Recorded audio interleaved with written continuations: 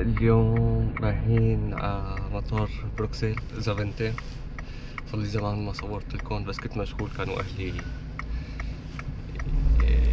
ببروكسل فكنت مشغول معهم شوي.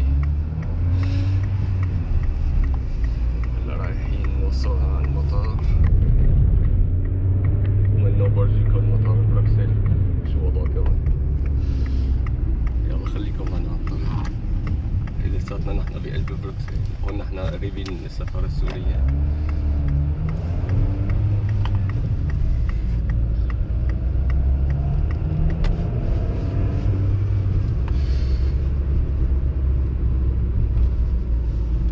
وهي اهلي قدامنا.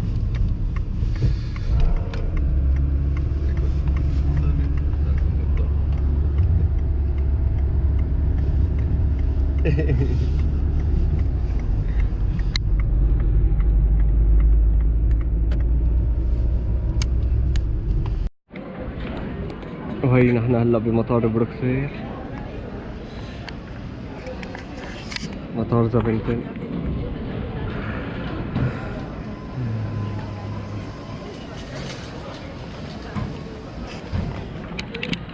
المطار كتير كبير كتير كبير وحلو ومنظم كتير يعني، وسهل الواحد يلاقي محل تشيك ان والبوابات. بس يعني متى ما الواحد بده يفوت لعند البوردينج كتير في مسافة طويلة. لكن هلا بالباركينج بدنا ناخذ السيارة راجعين على البيت. والله ما لحقت صور لكم كثير شغلات اليوم بالمطار، يعني كنت ملتهي مع سفر اهلي وهيك.